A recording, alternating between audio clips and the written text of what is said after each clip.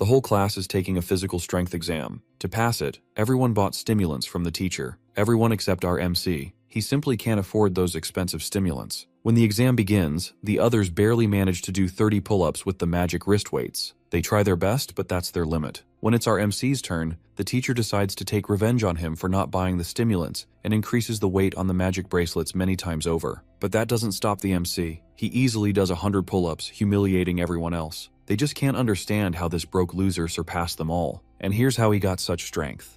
Jochin was a bottom-of-the-barrel E-ranker with crippling debt. The last thing he did to fix his hopeless life was to summon a demon that could make him rich and powerful. However, that is not how a deal with the devil really works. He learns that the hard way when a lightning bolt crashes from the sky and ends his pathetic life on the spot. A few moments later, he wakes up with a mind-numbing headache because he still has an important project to finish. When our boy looks at his reflection, he is utterly shocked by his own face. Looking up at the giant white tree in the sky, he wonders what is even going on. That is when a mysterious being congratulates him on summoning it and grants him exactly 3 wishes. That makes him panic for a moment, and he finally realizes that he got sent into another world. At first, he thinks that he is the protagonist of some isekai story, and the floating book granting him 3 wishes is a wish-granting Goldfinger. Thinking 3 wishes is too little, he gets the big brain idea and boldly asks for 10 wishes as his first request. Hearing that, the demonic book gets excited when it quickly catches on that this is not his original summoner. The demon transforms into its true form after realizing a new soul has entered Joe's body. Our boy is both confused and wetting his pants after seeing the monster, who tells him that he devoured the body's original soul and was supposed to take over it. He quickly realizes he got sent into the wrong world. He tries to get out of there as fast as he can. Still, the demon snaps his fingers and instantly lights his body on fire, because even thinking of breaching the contract will cause him to suffer endless hellish punishment. His screams ring throughout the streets, and the demon thinks it is time to end the nonsense since the boy really was as pathetic as he thought. Just then, our protagonist from a corporate background gets an idea. He claims it doesn't count as breaching the contract if the demon's punishment makes it impossible for him to do his part. Hearing a mere human try to negotiate with him,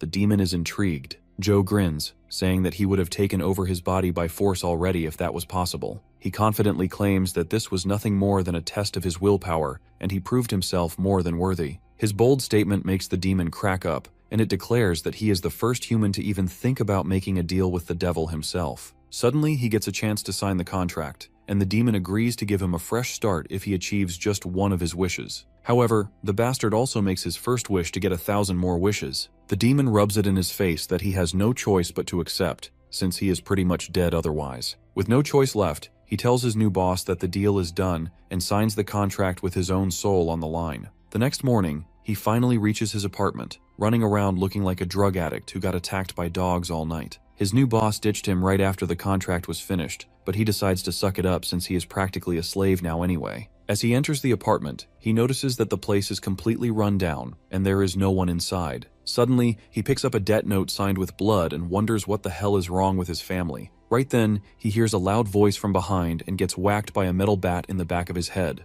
The rude intruder yells at him for ignoring his calls, but his partner tells him not to beat the kid to death. His buddy warns him that the kid could be dangerous since he is an oracle. Confused and furious, our hero asks the guys who they are, and the blonde guy politely replies with a brutal kick to his chest, asking where his useless hag of a mother is. Then the guy trashes on him for having a stupid mom who burns herself out trying to pay off debts for her deadbeat son like him. He is amused that his mom does not realize he will always be garbage, and calls both him and his mother a waste of oxygen. Suddenly, Joe remembers the time from his childhood when he told his mom he did not want to be a loser anymore. He saw a nightmare where his mom worked so hard she died from exhaustion, and worried deep down that it might just happen one day. When he asked what would happen if he did not awaken as an oracle, his mom simply told little Chen to stop worrying. She said that even if the whole world went down, she would always be there for him, and told him to be confident in himself. Back in the present, he gets fired up and throws a lightning speed punch at the blonde guy's face out of nowhere. While the scumbag is blown away, his partner hears a loud thud and tells him to stop before he kills the kid, only to see his body fly right past.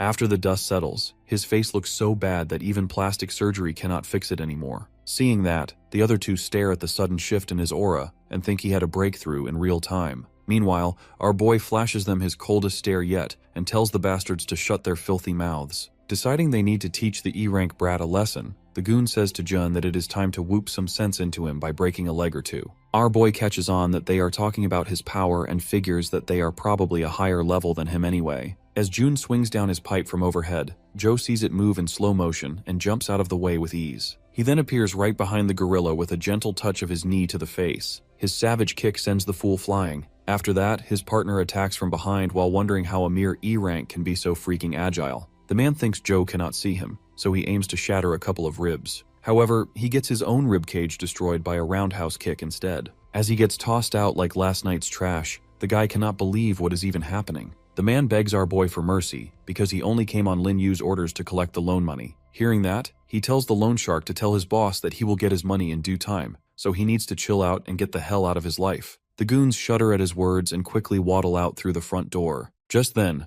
Joe asks the demon if he is there, and Goldfinger is surprised the amateur was able to sense his presence. He replies that he was able to feel his power surging strongly through his body, and the demon tells him to be grateful for the help. Our boy excitedly butters him up by calling boss, and says he does not need to be afraid of anyone if he borrows his power. That irritates the demon because a peasant mortal should not even dare to think about wielding the power that could easily end his life if he used it over his limit. Shu is shocked to hear that, and he asks the boss how he can grant his wishes if he is not strong enough. Goldfinger assures him that he will get stronger from rewards, but warns him to forget about using his power for the time being. Our hero is pretty disappointed upon hearing that, but Goldfinger thinks to himself that it is insane how well he wielded his power. That makes him wonder if Joe is secretly his fated partner. After that, he asks the boss about his second wish and what he should do next, but the demon simply tells him to forget about it and just do whatever he wants for now. Hearing that, he sighs because there is a lot he has to learn about the new world, and it looks like his new body will not be that useful. He pulls out Joe's phone to get a better idea about what the boy's life was actually like. First, he notices that he did not get a single message or call from his family, but when he opens his sister's text, what he sees leaves him completely speechless. She texted him a while ago to come as fast as he can because their mom had fallen into a coma. Later at the hospital, he throws the door wide open in suspense. Inside, he sees a girl who seems to be his sister hunched over in deep worry in front of their mother's bed. It takes him a moment to realize that the atmosphere is painfully uncomfortable, which makes sense since he ignored his sister before. He walks up to her and looks at the woman in the bed, who is supposed to be his mother. He cannot believe how bad her state is compared to the memory he has of her in his mind, and he wonders if it is all Joe's fault. With a guilty look, he apologizes to his sister for being late and asks how their mother is doing, but she just smiles in anger, asking what lame excuse he is going to give her this time. She repeats all the stupid excuses he made in the past about training and summoning demons. Suddenly, she bursts out on him, unable to believe that he could not even come out to see his mom, who went into a coma because she ground herself down to the bone to pay off his loans. He goes quiet when she says their mother nearly died because she ran out of money to pay the hospital bills after paying off his endless debt. After venting everything out, she tells him they have had enough and passes him a card with 6 months of his expenses, saying she will take care of their mother herself. He sweats in confusion, asking what that means, and his sister calmly says that he is dead to her. Later outside, Goldfinger senses his dark emotions and asks why the human girl's words hurt him so much. The demon assures him he was not the one who caused it, but he remembers that Joe's sister reminded him of his pathetic self, who once made the same mistake. That makes his boss laugh, and he tells him not to let it delay his plan. Hearing that, Joe asks him if getting stronger will solve all his problems, and the demon confirms that they will all go away if he proves he has what it takes. With that, he is fully determined to start his training arc. Meanwhile, at a nightclub, the debt collector's boss tells his secretary to get their team working fast because his customers will not wait around. But his secretary informs him that a student actually beat up 3 of their guys. Hearing that, the gangster remembers that his men tried to collect payment before the deadline and ruined his reputation. His secretary says he will give them their punishment, but he also explains it is a serious problem because the student beat up guys who were way above his level. That catches the boss's full attention, and then he quickly grabs the report with Joe's profile on it. He thinks the boy is far stronger than he makes it seem because no amount of skill can let a level 2 win against a level 3. In the end, he orders his secretary to keep tabs on the boy. The scene then shifts to our hero out on a morning jog. His friendly neighbor offers him a good deal on supplements, but he tells the old man that he will come back later. Looking at how energetic he is, the man wonders if maybe he got a girlfriend or something. However, Joe has been busy getting used to his body and getting jacked, while gathering information ever since he got discharged. He learns that the people with abilities are called oracles, and that he got into deep debt because the supplements to get stronger cost an arm and a kidney. While he is not sure what the ceiling is, he's been getting pretty swole with just a few days of training and drugs. As he is thinking this, someone calls him, and when he picks up the phone, the voice on the other side yells at him that he forgot to come back like their teacher asked. Hearing that, our boy suddenly remembers that he completely ghosted them. The next day at school, he learns there are 6 ranks from A to E, and you have to reach the highest level of your rank to move to the next one, which takes monstrous effort. Because of the huge difference, the world is divided into 5 layers where the E ranks and normal plebs like him are in the outermost zones. Meanwhile, the D rank and higher are in the inner layer. Realizing he is bottom-tier trash, he decides to get stronger as fast as he can, so he can enter the middle layers quickly. Suddenly, a Neanderthal hits him from behind with a booger and laughs in his face. His buddy jokes that our boy looks so weak they could probably pummel him, even though he is a level 1 oracle like them. Hearing that, our boy is annoyed that monkeys like them still exist in this world. Right then, the teacher shows up for class. Later outside, he is stretching and thinks his school life is going quite well so far. Just then, someone calls out to him from behind. A few minutes later, Booger Guy is shocked to see our boy in a fight with the strongest guy in their class. His buddy isn't surprised though, since he is used to seeing Joe fight. The bully tells our hero he has gotten too cocky for his own good, just because he got good grades on written exams. He says the real value of an oracle comes from strength, and his level 1 strength is garbage. Hearing that, Bro reminds the bully he is level 1 trash as well, which makes the bully so mad that he throws a violent hook. Joe effortlessly catches the fist with one hand and twists the wrist with the other, asking if he is done yapping. The angry guy cannot believe he is being overpowered by him, and he wonders if Joe got taller than before too. Next, Joe fires the guy's words back at him that strength is everything, then politely asks for permission to smash his face in. While the guy sweats hard thinking he is going to get beaten up, the coach suddenly appears and gets furious at our boy for causing trouble in his class. The coach looks as irritated as ever and asks if he plans to stir up trouble the moment he gets back. Our boy puts on the most innocent face he's got and claims they were only playing around. The bully yanks his hand free and tells him to let go. Seeing things cool down, the coach warns our hero one last time and orders everyone to line up for testing. Soon after, the students gather beside a pull-up bar while Coach Gigia starts running his mouth. He hypes them up about the upcoming tournament against other schools, promising that strong results will not only bring glory to the school, but also open doors to elite academies. By the end of his speech, he shamelessly starts plugging his miracle supplements like the scam artist he is. The challenge begins with the bully hitting 50 pull-ups in one go. Chu is unimpressed and says that this feels more like a TikTok challenge than a serious test. Right then, a voice calls out to him, asking if he is doing all right. The class rep admits she was worried since he ignored her messages for days. She quickly tries to cover it up, saying she was just curious about him, but our boy reassures her that nothing happened.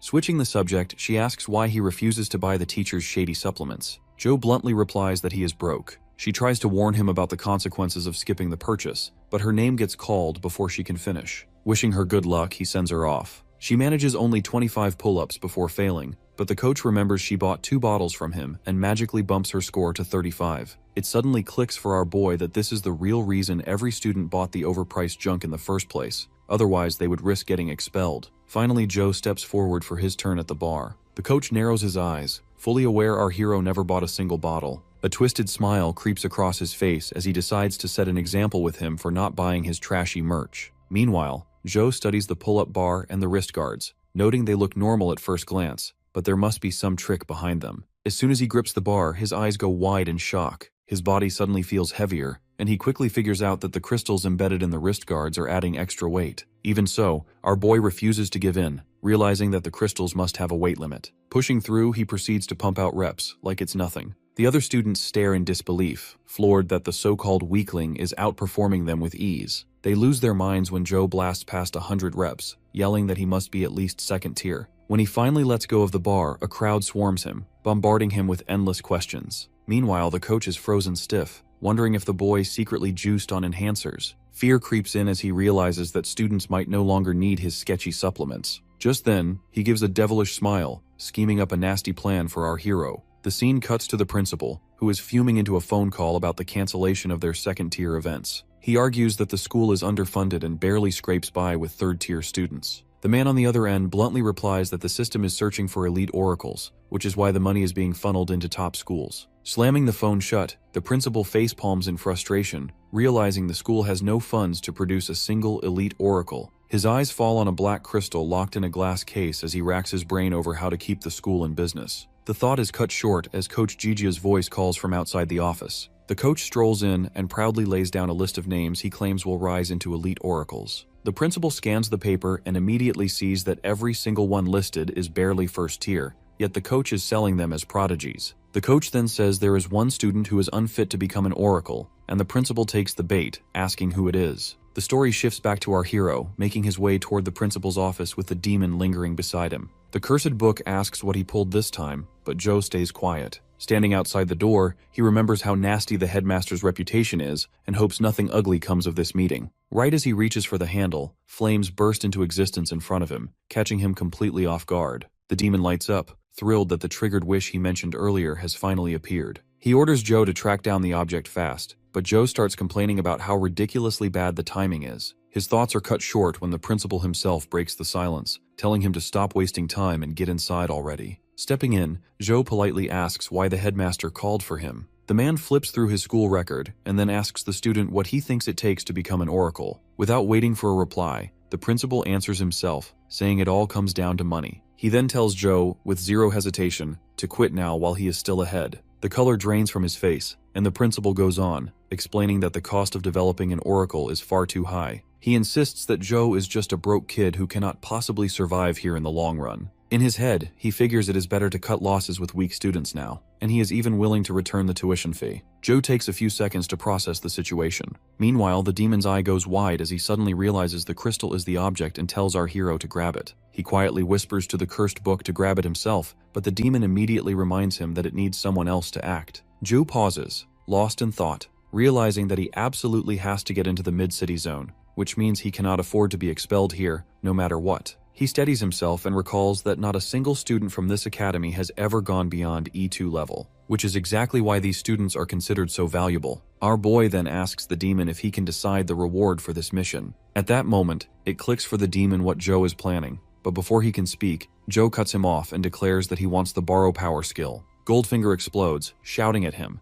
reminding him just how insane and dangerous that choice really is, but our boy is locked in. He argues that if he ends up expelled, then the demon's wish may never come true and demands that the cursed book trust him. Reluctantly, Goldfinger caves in and admits that whatever happens from here cannot be blamed on him. A glowing panel materializes in front of Joe, asking if he wants the borrow power skill. He accepts instantly without hesitation. The principal then interrupts his thoughts, asking if he has any final words. He answers firmly that he wants the principal to assess his level again and only then decide. The principal shakes his head at the hopeless request, but extends his hand anyway. On contact, he notes that Joe's strength is greater than what the records suggest, but still not nearly enough to stay. Closing his eyes, Joe realizes this is his last chance and desperately tries to absorb as much star energy as possible. He then begins to emit pure aura, shocking the principal. Even the demon is taken by surprise since he never expected the kid's energy to surpass the power he lent him. The principal staggers back in shock, trying to process what just happened. It hits him that Joe somehow broke through and reached the 4th level just now. Grinding his teeth, the man regains his composure and calls on our boy, telling him to participate in the upcoming school tournament.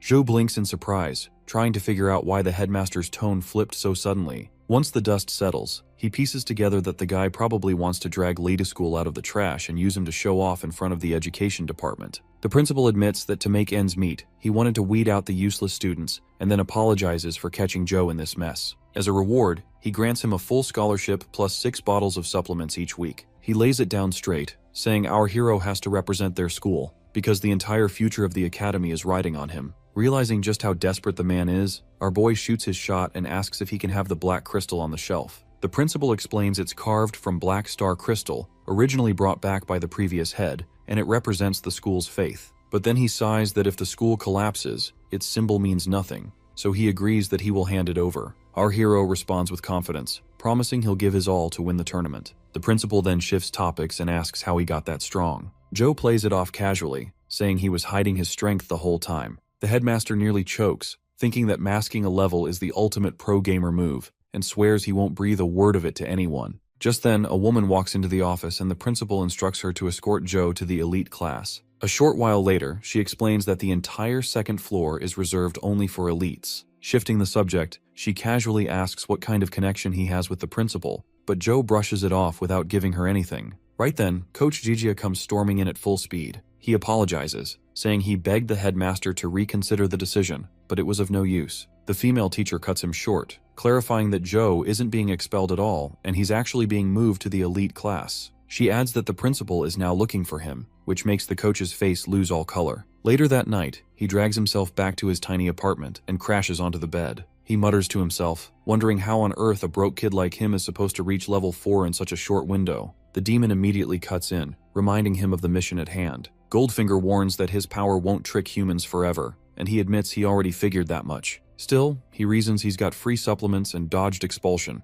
so life isn't looking too bad right now. Looking at his phone, he realizes the real crisis is still the mountain of debt, and he needs to cook up a money-making plan fast. The next day at school, he looks more depressed than ever. Looking around at the dusty, rundown area, he wonders what kind of dump he just walked into. Out of nowhere, someone calls his name. A man waves from a distance, telling him to come over with a huge smile. They strike up a conversation, and the man apologizes for not finding him sooner since he's always buried in class duties. The guy introduces himself as Teacher Jang, and Joe immediately asks if he's really the only teacher here. Jang scratches his head, admitting the school hasn't been doing great and he's the only one assigned to the advanced class. He adds that they use the innermost section for training, which is why the outer halls are just collecting dust. Pushing open the door, the teacher reassures Joe not to worry, insisting the facilities are still top-notch. He even promises that things won't ever be boring, while our hero just stares in awe. The interior doesn't match the outside at all and is like a world-class gym. His teacher explains that the students are all doing self-training and offers to introduce him. He thinks the place looks like a 5-star fitness club, with students full of energy,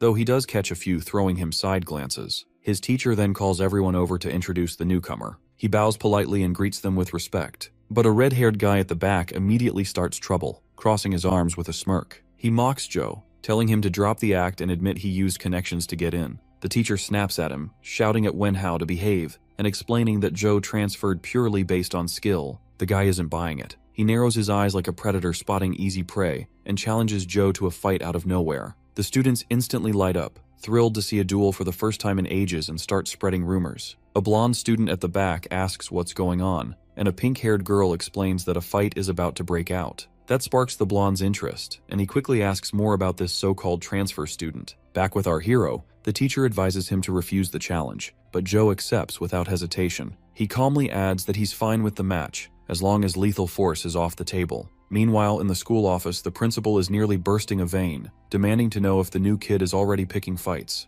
The teacher explains on a call that our boy accepted Wenhao's challenge. Back to the fight, neither side backs down as they face each other and farm mad aura. The principal finds it odd, but figures the kid just wants to know his current level, so he grants permission for the duel to take place in the arena. Sometime later, the two students stand behind separate desks as the teacher goes over the rules. First, there can be no outside interference, and secondly, both fighters must compete at the same star level. Wenhao finds it difficult to believe that Joe is really also an E-rank oracle. Their teacher then wraps up the instructions, strongly reminding them that striking vital points is absolutely prohibited. The two opponents start circling each other while the teacher reminds them that lethal force is not allowed under any circumstances. He continues that whoever loses cannot retaliate afterward, no matter the outcome. A clean strike to the face or a surrender will end the duel immediately. With a wave of his hand, their teacher signals the start. Hoping to finish quickly, Wenhao charges forward and aims straight for his neck. He doesn't even flinch and catches his arm, throwing him off completely. The redhead instantly swings again, realizing this guy might actually be the real deal. Wenhao unleashes a barrage of relentless strikes, but Joe slips past each one with calm precision. Frustrated, Wenhao suddenly shifts gears and tries to land a kick. The leg twists midair and the redhead unleashes his signature move, Windhook Kick. Joe manages to block with his arm, though the redhead grins, assuming the match is decided now. From that very position, he surprises him with a sharp kick aimed at Wenhao's neck. The redhead tries to recover, questioning how the hell this guy even knows martial arts. Catching himself before falling, Wenhao thinks the only thing that matters now is guarding his face at all costs. But just as he turns back, Joe calmly taps him on the nose with a closed fist. With a smirk, he asks if that means victory, leaving Wenhao frozen in disbelief. The arena goes silent for a bit, until Teacher Zhang officially declares Joe the winner. Wenhao could not believe that he actually lost to someone, and everyone is surprised at the shocking outcome of the match. They think our boy is just too strong. Meanwhile, he thinks the match ended far too quickly, but still he managed to learn something from it. He then asks Wenhao if he has any complaints now. Seeing the match, the coach cannot believe his eyes because Wenhao is an elite who has taken professional training, but he still lost to a guy who only just got promoted into the elite class. He thinks our boy has exceptional hidden talent, and this is the reason the principal had told him to give the kid special treatment. Suddenly, the principal appears and congratulates our boy, telling him to follow because he wants to talk about something important. The pink-haired girl is astonished to see this sight, while the yellow-haired guy says that they definitely need a guy like him in their strong crew. The principal asks our boy if he likes the elite class, and he replies that other than the students being overly enthusiastic, it is nothing really special. The principal says that he will get used to it because the strong always attract attention. He also advises him to focus on his training, and the school will do everything it possibly can to help him. Hearing this, our boy thinks that the principal now trusts him, so he decides to ask if he knows about any ways through which the students can make money fast. But he tells him instead to keep focusing on training so that he can earn a larger amount of money in the long run. And the school can also help financially if his family is going through a rough patch. Our boy tells him that it is nothing like that, and thinks that now he has to find another way somehow. When he is training in the gym, he reminds himself that he should be careful, because the school has very strict policies against student loans. He wonders where he can learn to make some extra money, but suddenly the yellow-haired guy appears in front of him and compliments him on the match. He then asks our boy who he is, and he asks the same question right back to him.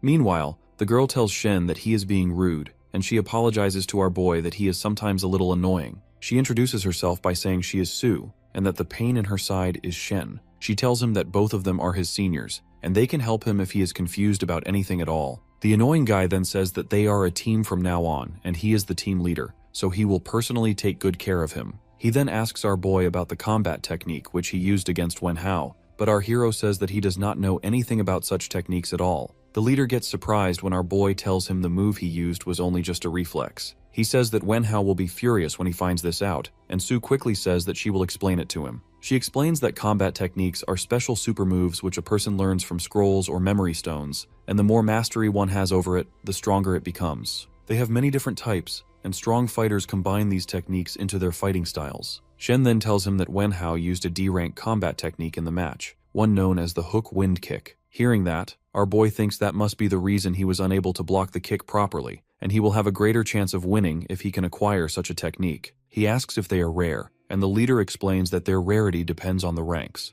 The school teaches them the basic ones, but they can learn the powerful only in two conditions. They either buy them or someone shares it with them, but they are really expensive. In today's market, even a basic D-rank technique can cost around 500,000. Showing off, both of them tell him that they have got a combat technique, and they can show him if he wants to see it. Joe thinks that these two must be really rich because such a huge amount is nothing for them. Suddenly, it strikes him that he can ask them about the different ways from which he can make quick money. He asks them if there is a fast way for him to earn money, but he says he does not want to do anything illegal like robbing a bank. Shen tells him that his only option is the Blackwater district, but Sue quickly tells him not to utter such nonsense. He then says that he has heard anything can happen there, but the school forbids students from entering that district. After that, the leader asks our boy how much money he needs for the technique, and he says around 300,000. Both of them immediately check their accounts, but they are completely broke. Meanwhile, our boy thinks that he will check out the Blackwater district after school anyway, because he really needs the money right now. He reaches the district by using the maps and thinks that it is really close to his home.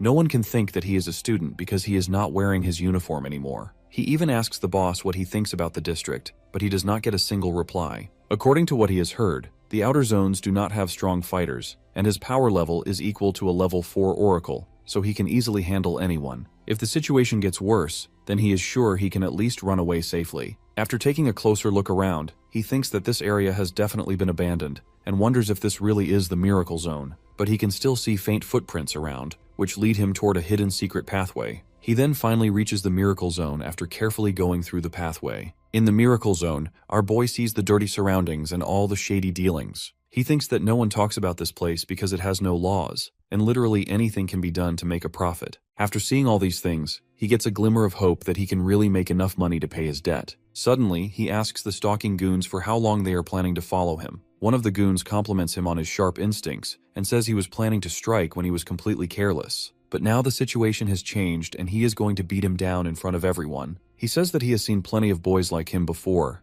the rich children who come to the Blackwater district in disguise and then become prey for them. Joe thinks that he is some kind of idiot because he himself is completely broke. The goon then says that he is an oracle, so it will be useless if he tries to escape. He tells him that if he wants to live, then he should just follow his orders and empty his pockets. Hearing this, our boy says to him that he sure is really rude, and in a single strike he suddenly knocks the leader out cold. The other two get pissed that he knocked the leader out because he was not being careful, so both of them dash straight towards him to shank him. Suddenly, wooden crates fall on both of them, and a mysterious girl quickly grabs our boy's hand and orders him to come with her. Both of them flee from there and reach a hidden safe place. Joe thanks her for her help, but in reality, it is just a nuisance for him because after beating the two guys, he was planning to question them. The girl acts like she already knows our boy and asks him what he is doing here. After saying that, she suddenly panics because she remembers she has to lay low. He questions her if he actually knows her, but she changes the topic by saying that she just read his name on his collar. After noticing the name tag, he removes it right away. He thinks it is a good thing that the girl doesn't know him,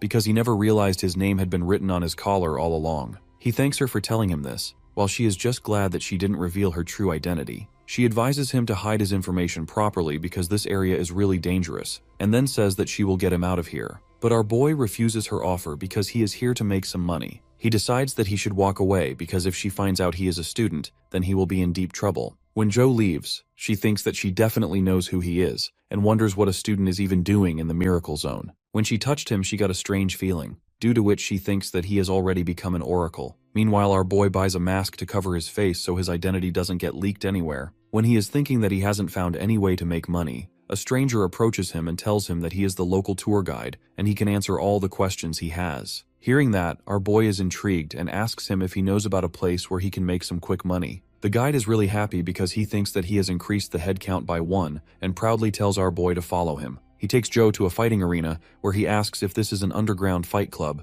The guide says that he is right, and this is the most efficient way to make fast cash. He explains that today the winner will get the prize money, along with a specific amount of money from the placed bets. He says that oracles also join these fights, so these matches are high risk, high reward. After taking a look at the ongoing fight, he thinks that he definitely has a chance to win it all. The guide asks our boy if he wants to take part, because he can get him betting chips. He tells him that he will take his chance at the prize money anyway. Following our boy, the mysterious girl also enters the fight club and starts to look for him. Suddenly, she sees our boy standing inside the ring and wonders what he is doing here. The ugly guy is acting all high and mighty in front of Joe, saying that he is a seated fighter, but our boy knocks him out in a single strike. The crowd thinks that this is boring, because every fighter is being knocked out in a single punch. Our boy thinks that he should end this as soon as possible, and he also deals with the next two fighters right after. Seeing these fights, the club boss gets all confused, because he only let him fight since he looked weak. The lackey tells him that after watching all these fights, all the fighters have forfeited, and the customers are demanding refunds because they think all these matches are staged. Immediately, the boss tells his subordinates to arrange a special match, because he isn't going to let him leave with all the prize money. Meanwhile, he defeats his last opponent and asks if now he can have the prize money. The announcer says that the crowd is all excited from these matches, so they have arranged a special match. Our boy thinks that they never plan to hand over the cash prize. On the other hand, the lackeys bring out a trolley to which a monster is attached. The announcer says that the special match will be against the Niflun, also known as the Freak, and seeing him, Joe is genuinely surprised. The NPCs unbuckle him from the trolley, and the Freak falls on the ground like a dead body. They immediately run out of the ring and lock it tight. Bro just stands there, thinking about what is happening. Suddenly, the Freak wakes up from his sleep and has a really menacing look on his face. A fat guy in the crowd comforts his girl by saying that he can easily beat the monster in a single punch, but in reality, he almost pissed his pants after seeing that beast. The mysterious girl wonders how something like that could even be here. She knows that Joe can't handle it on his own, and she can save him with her abilities, but then her cover will be blown and her plans leaked. Meanwhile, our boy thinks that it's unfortunate that the boss isn't here at such a time, and he is definitely going to have a hard time defeating this monster. When he stares into his eyes, he feels as if he is prey and the monster is the hunter. His sixth sense is screaming at him to get away, because this thing is extremely dangerous. The Freak dashes toward our boy to land a lethal strike, but our boy uses his instincts to dodge the attack, and he would have been dead if he didn't do that. After this, he decides that he has to get serious if he wants to survive. The monster pushes him into a corner, and seeing that, Joe decides that he has to finish this as soon as possible. He borrows strength to increase his level, and he punches the Freak straight into the ground. The monster lies there, and he thinks that the fight is finished, but it suddenly attacks again, which he barely evades. He is astonished that his strongest attack has no effect on it, and he quickly moves away because he knows he cannot defeat it in close quarters. Dashing around in the arena, our boy evades its attacks and looks for a weapon that he can use to defeat the monster. He then breaks the Freak's claw and uses it as a dagger to quickly cut the monster's neck. The cut isn't deep enough to kill it, but now our boy can actually fight back. He knows that he is much stronger than the monster, so he can kill it if he can get close one more time. With that thought, Joe dashes forward, but the monster releases some mysterious gas, which turns out to be just steam. The monster uses this fog as a distraction and attacks our boy from different sides. He can't see a thing inside the fog, and the Freak is using this chance to deal damage to him because it fears that our boy will kill it the moment it makes a single move. Our boy knows that he can't allow this because he will be killed if the time runs out. He decides that he will use all his senses to confirm its location and finally kill it. He concentrates hard and immediately locks onto the location of the monster. After that, he grabs it by the hand and cuts it clean off. This is the chance that our boy needed to land the final blow, and he goes straight for it. But alas, the time is over, and his heart starts to hurt. Meanwhile, the monster uses this chance to disarm him and lashes out with its tongue to deal a lethal blow. Our boy still hasn't given up, and he decides to go past his limits. He again borrows strength and grabs the monster by its tongue. Then he swings it into the air and grabs it by both jaws. He uses all his power to rip the monster open and finally kill it. Meanwhile, the officials watching through the cameras have no idea what they're seeing. The boss asks nervously if the new kid finally went down, but his face quickly turns pale. Inside the arena stands, the white-haired girl stares wide-eyed at Joe, wondering how he even pulled that off. Still gripping the monster's head, he glares straight into the camera, and that death stare alone makes the officials break into a cold sweat. The boss starts panicking, cursing that he spent a fortune bringing in that fighter, only for the boy to crush it like nothing. The announcer scrambles to recover, congratulating Joe and telling him to follow the staff to collect his reward. Sometime later backstage, a briefcase packed with cash sits in front of him. The official explains that it totals around $500,000. He reaches out to grab it, but the boss suddenly slams it shut. With a shady grin, he declares the deal has changed, that either Joe becomes a permanent fighter and gets the full amount, or he walks away with only a quarter. My guy narrows his eyes and demands that he repeat that. The boss snaps, yelling that all the other contestants ran away after that fight, and his prized warrior suffered from sudden head loss disease. Our boy fires back that this wasn't their original deal. He reminds him the terms said that the fighters aren't liable if their opponent dies in the ring. Asking again if that wasn't the agreed condition, Joe's aura alone drains the color from the man's face. Giving off murderous vibes, he demands the full payment, or else there will be consequences. After hearing that, the boss whips out a gun to threaten him, but he doesn't even blink. In one motion, our hero dismantles the weapon and snaps the thug's finger. Screaming in pain,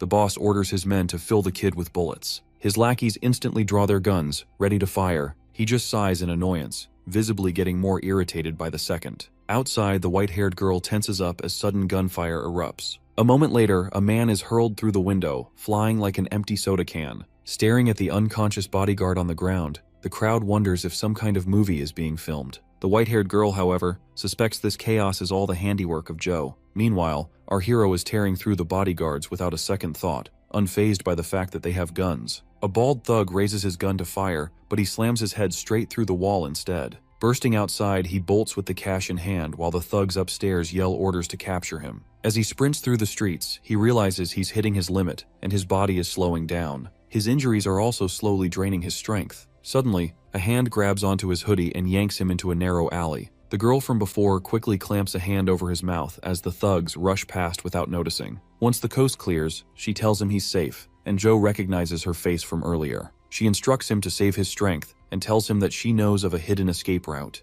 Guiding him to a tunnel, she warns that if he doesn't move now, the thugs will seal off the entire district and capture him. He tries to respond, but she cuts him off, telling him to get moving. With no other choice, he thanks her and darts off into the tunnel. After he's gone, she taps on her communicator. On the other end, a voice angrily demands to know where she disappeared. She brushes it off, telling her sister to shut up and put their grandfather on the line, because she found something to report. The scene then shifts back to Joe, who barely manages to stumble into his apartment before collapsing onto the floor. Gasping for air, he clutches his chest, fighting to stay awake. But the moment his body burns through the last of its strength, our boy finally goes down on the ground, unconscious. He drifts into a dream where his mother apologizes for lying about getting better. The truth is harsher that she only has a few years left at most. She tells her son she wanted nothing more than to see him grow, to meet his children someday, to just spend a little more time together. Our hero's mom apologizes again for not having the strength to stay by his side, and she tells him she loves him more than anything in this world.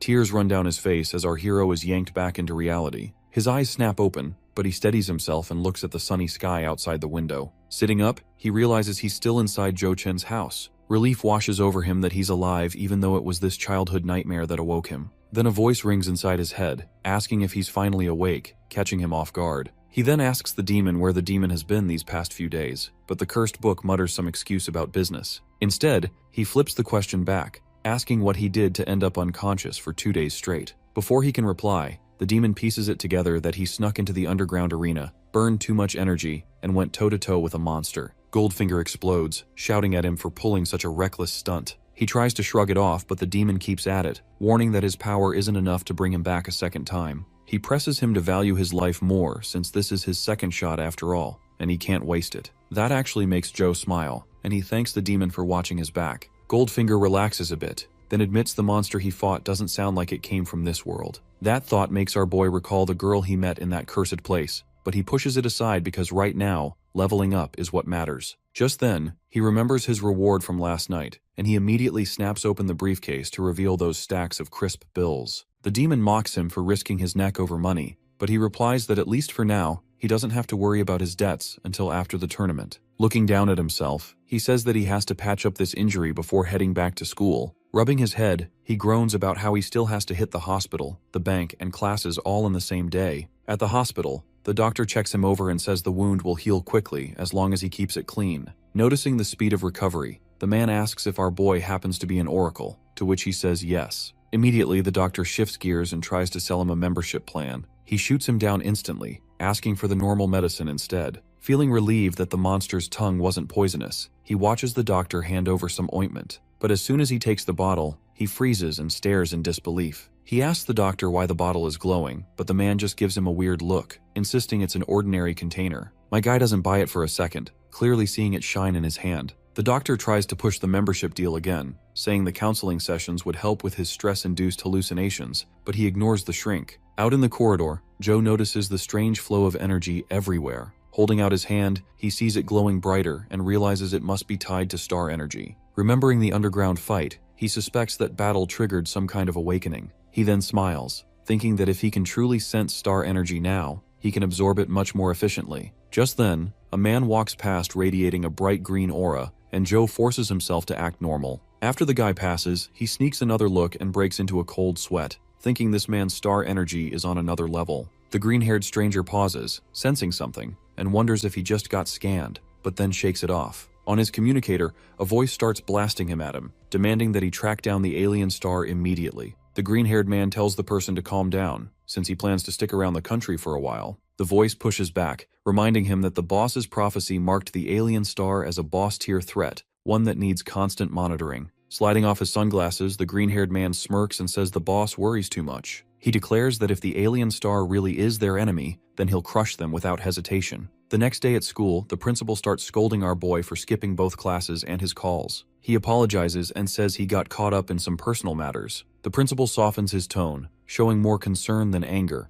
but he reassures him and asks if this is about the tournament. The old man shakes his head and explains that he has full confidence in him for the tournament. Instead, he asks if the school can help him out if he is in real trouble. He reminds our boy that the school's top priority is to help support elite oracles. Joe smiles and tells him not to worry, promising to give his all in the tournament, which finally puts the principal at ease. A little later, Shen and Sue rush over to catch up with him, asking what went down. Shen remembers our boy mentioning a combat technique before, and then digs through his pockets. Pulling out a credit card, he explains that they managed to pool together $300,000 for him, which he can always pay back later. Hearing that, he freezes in surprise after realizing how seriously the two had taken his words. He thanks them, but admits he's changed his mind about getting that technique. Just then, Wenhao appears, looking unusually shy, and offers $50,000 as an apology for his earlier behavior. Our hero thanks him for the thought, while Sue starts interrogating the redhead, asking if he has some shady ulterior motive. Wenhao admits he only wanted to make up for calling Joe a fraud, and now hopes they can be friends. Sue leans in and whispers to him, asking if they should let the guy join,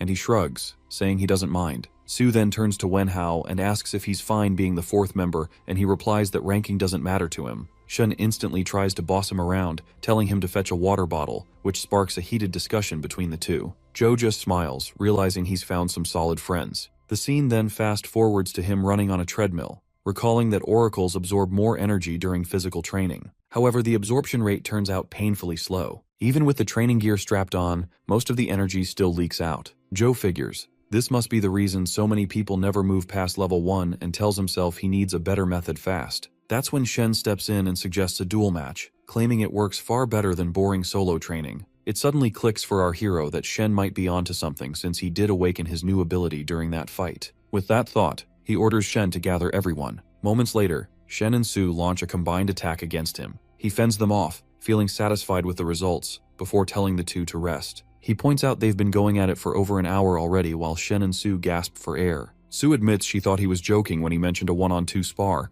and Shen adds this training method is insanely effective. He then looks over at Wenhao, saying it's his turn now, and the redhead smirks, more than ready to dive in. Watching the group, Joe concludes the theory is correct, since everyone's absorption rate is soaring and they'll be leveling up faster than ever. As for himself, with a naturally high absorption rate, he can push the test further. In this world, supplements are diluted to keep them safe, but even then, people with poor absorption barely benefit from using them at all. By contrast, the borrow power skill is 100 times more concentrated than any supplement, and if he absorbs it recklessly, his body would literally explode. But if he could control the flow and take it in slowly, then leveling up at insane speed might actually be possible. With that gamble in mind, Zhou activates the skill, immediately unleashing heavy waves of aura. The raw force of the energy catches him off guard, but it makes sense, since the ability allows him to boost 2 levels in one shot. Tensing himself, he forces the energy into a thin controlled stream and starts absorbing it. His body locks up under the strain, every muscle screaming from the overwhelming pressure. Focusing all his willpower, Joe notes how quickly the energy fills him up, faster than anything he has ever felt. Then panic hits and his body feels like it's about to burst apart. Seeing no other choice, he points his hand upward and releases the overflow. Energy blasts out in waves, forcing his friends to shield themselves from the crushing pressure.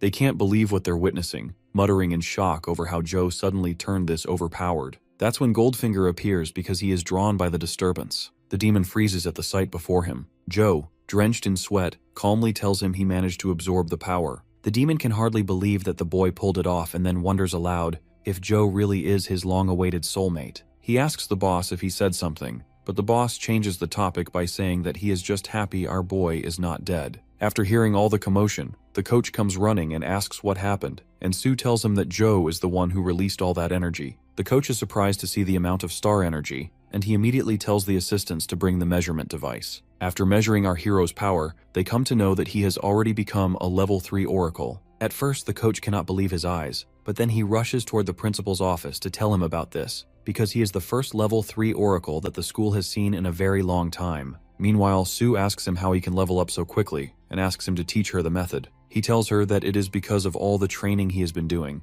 and he decides that next time he will do this in private, so he doesn't cause unnecessary trouble. Hearing this, all 3 of them get excited, and they increase the intensity of their practice. On the other hand, our boy asks the boss why he did not get angry with him this time. He says that now he has gotten used to it. Goldfinger can use all his powers if he just wants to level up quickly, because he needs Joe to get stronger, but he tells the demon he has no need to worry. He's been storing a mountain of star energy, and once he settles into this new strength, he's going to level up again. Simple as that. The boss hears this and goes completely silent. Time moves fast and the competition comes closer, and our hero trains like an absolute unit until finally, the big day is here. The whole squad is buzzing when they step into the venue. Sue gets excited because she can't believe she actually made it here, and says that her mom would be proud. Shen's flexing some knowledge, pointing out that this year has the biggest crowd of participants so far. Wenhao cuts in and asks him if he's ready for the level 4 bracket. The guy is salty that he didn't level up in time to join, but Joe just shrugs. The principal's words still echo in his head that you should give it your all, and if things get too messy, just forfeit. No shame in living to fight again. Since the arenas for level 3 and level 4 are split, the 3 of them part ways, leaving him to prep on his own. Meanwhile, the principal and coach roll into the VIP area, looking around like kids in a candy shop. The coach chuckles, saying this is the kind of luxury they've been waiting on, all thanks to their school finally sending a fighter into the level 4 bracket today. Suddenly, Principal Wang shows up and congratulates the principal on making 2 high-level students in just a few months. The principal acts humbly and says it has nothing to do with him. It is all because of the students' hard work. He only helped them meet their needs. He also thanks Wang for his help, because he gave him all the key information about the competition. After the Reformation, the government announced grants for the winning schools, and because of these grants, the difficulty of the tournament will also rise. Suddenly, an arrogant guy says that a hillbilly has forced his way into the VIP lounge and is causing all this commotion. The principal wants to give him a reply, but Wang stops him and says not to mess with them because they are all principals of schools who have already won this competition before. The principal says that is all in the past, and no one really knows who will win this competition. The white-haired guy tells Hu to enjoy this scene for the first and last time so he can remember it clearly. The coach asks the principal if the students will be fine because they are taking part in such a high-level competition for the very first time. Hu then asks the coach what he thinks about his students. He answers that all of them are talented, and Joe is a prodigy who is much more talented than any genius. The principal tells him that they just have to believe the students. In the stands, the class is cheering for Joe, but she is worried about him, and she is really nervous because she has come here for the very first time. At first, she could not believe that our boy was taking part in the competition, but now she is here cheering for him. A week ago at the school, she was thinking that Joe had become the rising star of the academy. She could not meet him anymore, because now he would not bother with anyone from the lower class. While thinking all this, she is about to crash to the floor, but our hero shows up and catches her just in time. He asks her if she is okay, and she thanks him, then asks what he is doing here. He tells her that he saw her, so he came over to say hi. She admits that she thinks now he is an elite and will never meet with anyone from the lower class. He tells her that friends are forever, and no matter what happens, they cannot be changed. Hearing this, she feels happy and thinks that Joe has not changed at all, and he can win the tournament for sure.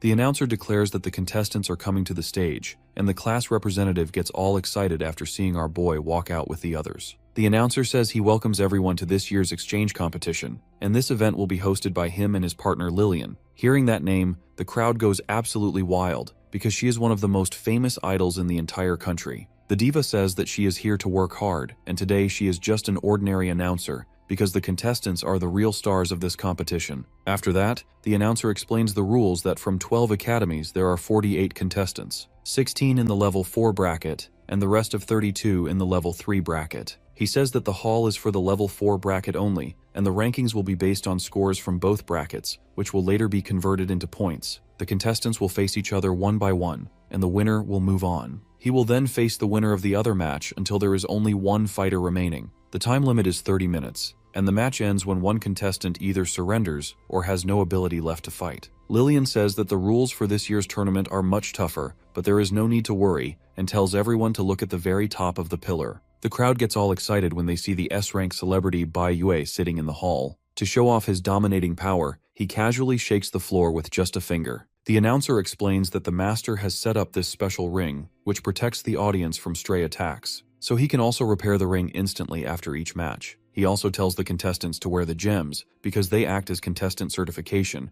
and can also protect them in dangerous conditions. Everyone is whispering that an S rank is truly terrifying, and our boy thinks that his power is almost equal to Gojo. The dude looks so carefree about everything that he doesn't even feel nervous. The idol says that the results will be displayed on the gems, and she officially announces that the competition now begins. The very first match ends in just 17 minutes, and the winner is Xiaoran. The principal says he cannot believe that an S-rank oracle is personally overseeing the tournament, which means this year's matches are going to be incredibly challenging. Principal Wang says that it's all because of the difference between level 4 and level 3, since level 4 oracles already have complete mastery over their fighting techniques. The famous schools are so wealthy that buying C-rank techniques is basically an everyday routine for them. The only reason they are always able to win the tournament is that they use the grant money to provide their contestants with the best potions and fighting techniques. But this year, things are about to completely change. The fifth match is between Lan Qin and Li Zhe, and in it Qin is toying with her opponent by dodging every one of his attacks. Then she uses an ability-based fighting technique and restrains her opponent before she lands the finishing blow and wins the match. The crowd gets all excited watching this, and many people think that she is secretly using some kind of magic. Seeing that, the principal is all shocked because this kind of ability can only be obtained by a superior ranked oracle. Principal Wang feels proud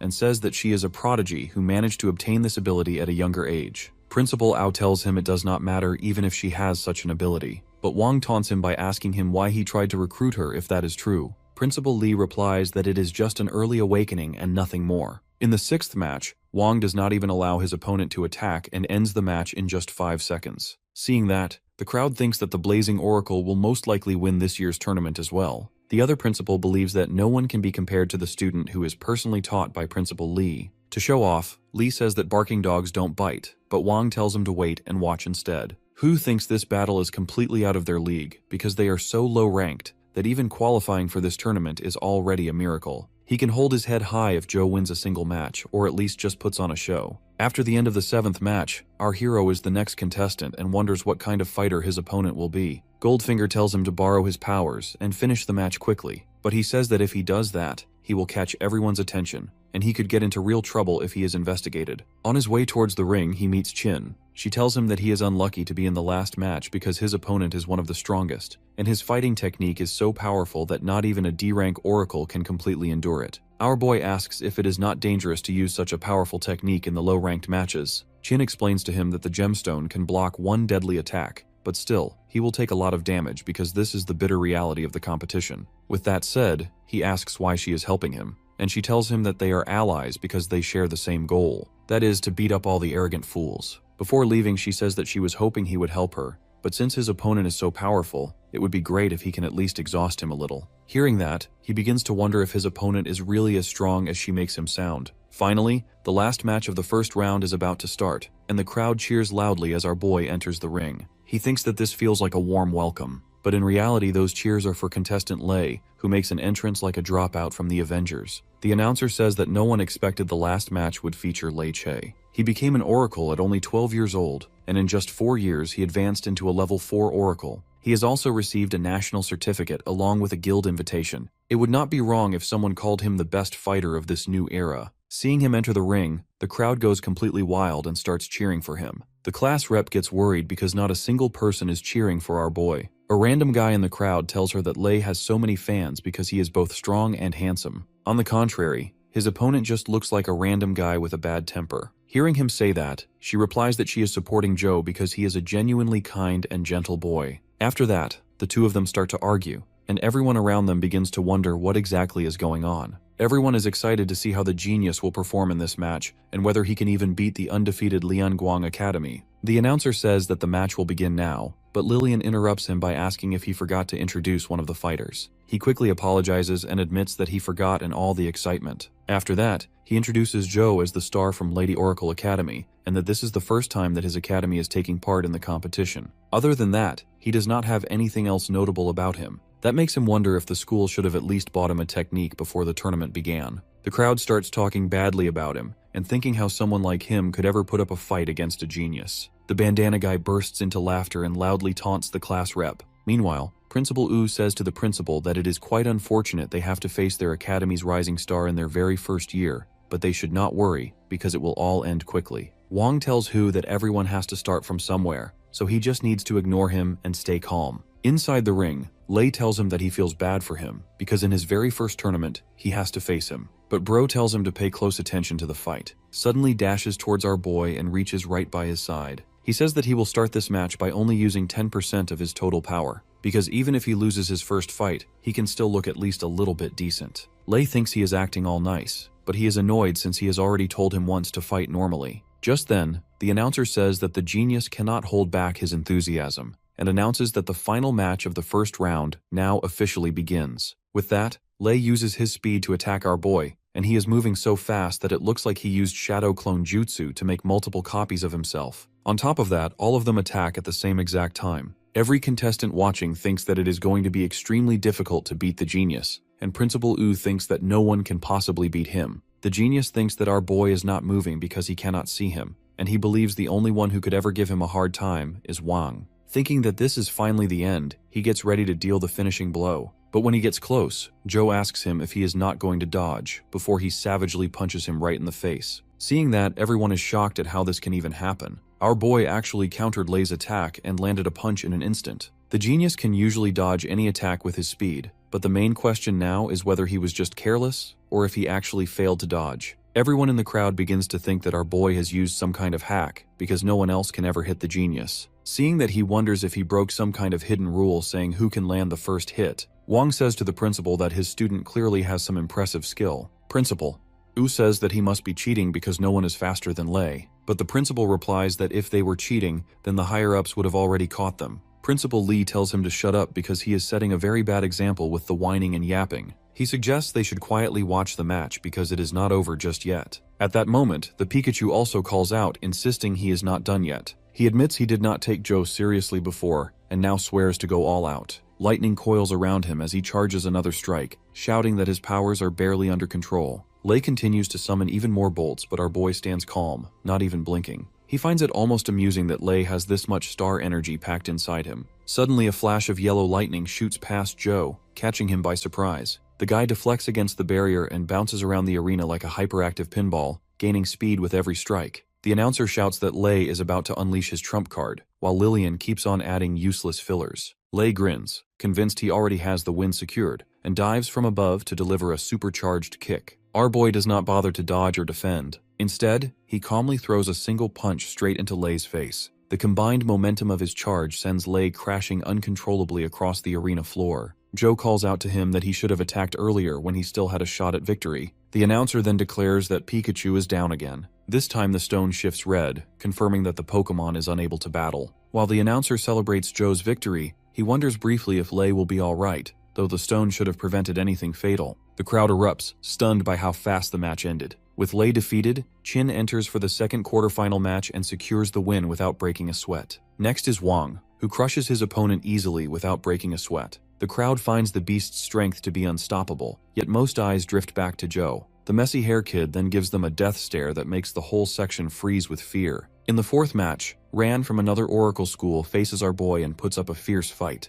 However, Joe dodges every strike with veteran-like precision. He ends the fight with a light punch to Ran's head, sending him crashing to the ground. Watching from above, the officials comment that our boy has yet to use any combat technique, relying only on raw energy control. One of them wonders he may be hiding his true level, or worse, using drugs, which would be a serious violation of the tournament rules. Back in the arena, the announcer starts hyping the semifinals, calling Joe up against another fighter, Liu. He freezes mid-sentence as officials in dark suits walk onto the stage. The audience whispers in confusion, wondering who they are. One inspector orders our hero to wear special equipment and release his star energy. The crowd realizes these are tournament inspectors and begin buzzing, suspecting Joe is being accused of cheating. The boy starts sweating that he might have gone a little too far and makes a note to limit his powers. The inspectors read the results, which says the readings are stable and within limits. They then announce to the crowd that the contestant isn't cheating. They then step away, and the announcer then shouts in disbelief that our hero is officially confirmed as level 4, and the semifinal is cleared to begin.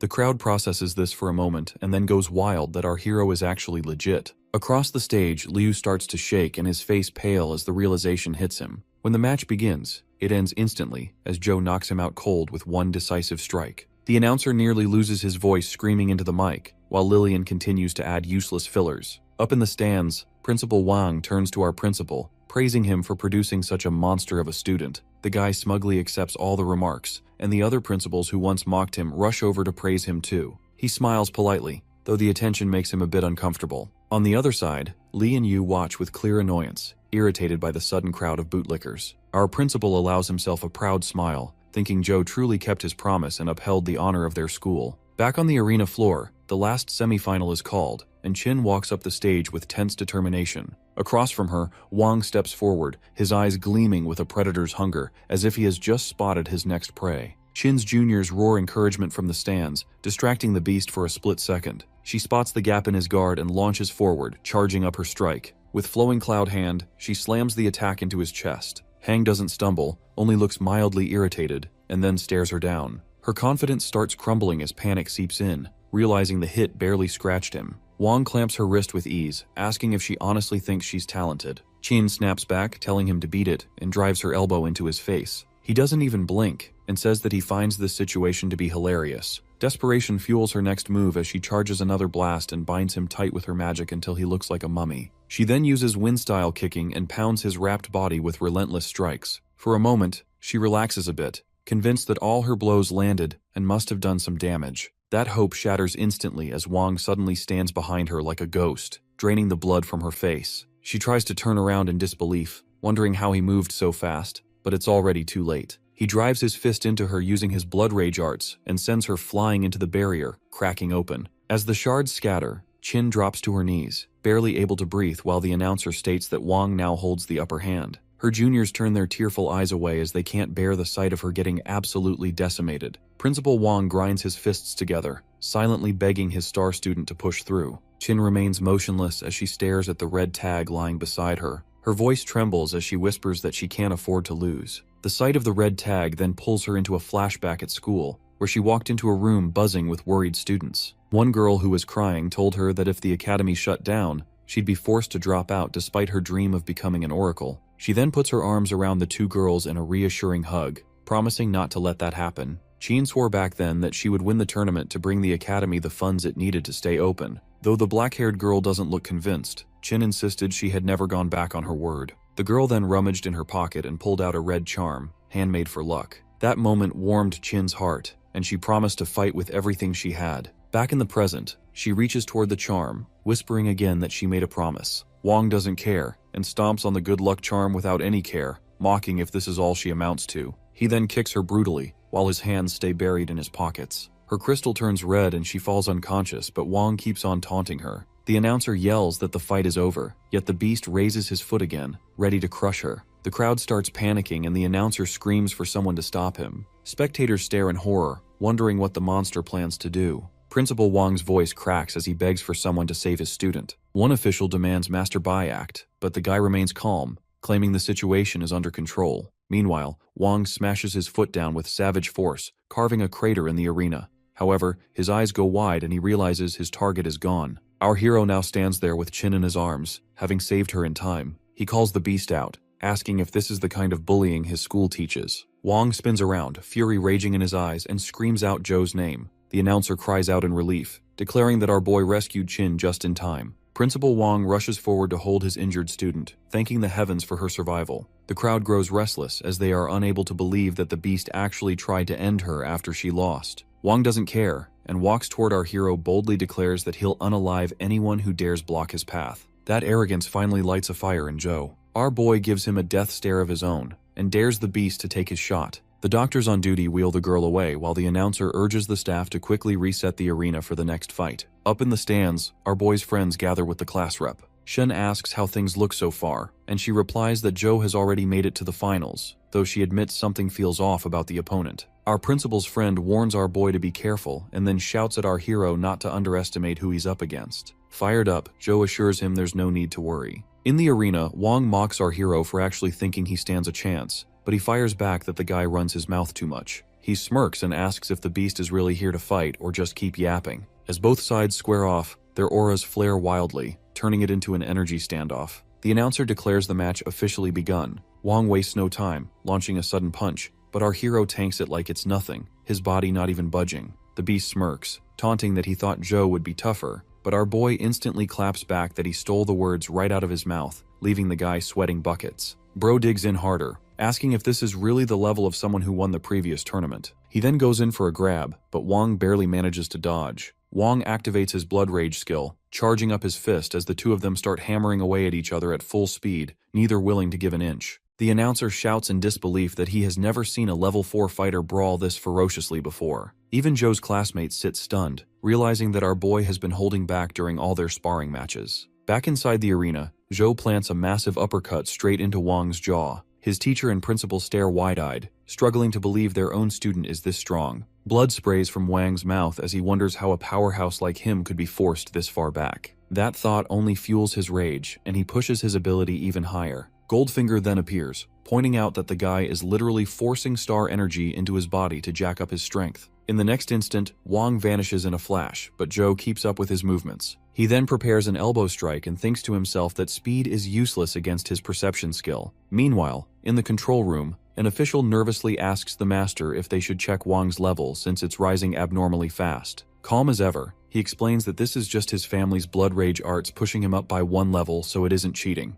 Then he admits that the real curiosity lies with our boy who still hasn't gone all out, and the master can't help but wonder how far this kid can go. Back in the ring, the two fighters keep throwing rapid punches like two crackheads fighting for a french fry. Joe's friends watch with their nerves on edge, Shen shouting that our hero is getting pushed back. The redhead quickly corrects him, saying Joe is actually deflecting the beast's punches perfectly. In the arena, our hero stays locked in, dodging and weaving through blow after blow, looking for his opening. Then Joe finally retaliates with a crushing punch that forces the beast to block with everything he has. The impact alone cracks the floor and sends Wong skidding back a little. Our boy slams in another heavy shot, and Wong then says that Joe is the first fighter to push him this far. Fueled by pride and rage, he powers his blood arts up even more, screaming that he's still the strongest. Unshaken, our hero taunts him right back, asking if that's all he has to offer. Then he activates the borrow power skill, and his level starts increasing too. The two powerhouses square off again, their fists already itching for more. Zhao realizes he can now clearly read his opponent's attack pattern. Using his perception skills, he also notices the beast's weak spot is his heart. Wasting no time, our boy drives an elbow right into the guy's chest, making the beast's eyes go wide in shock. The blow knocks the air straight out of him, but Joe isn't finished yet. He immediately follows up with another attack, forcing Wong on the defensive. The beast blocks punch after punch, each one heavier than the last, while thinking in disbelief that our hero's speed and power are still climbing.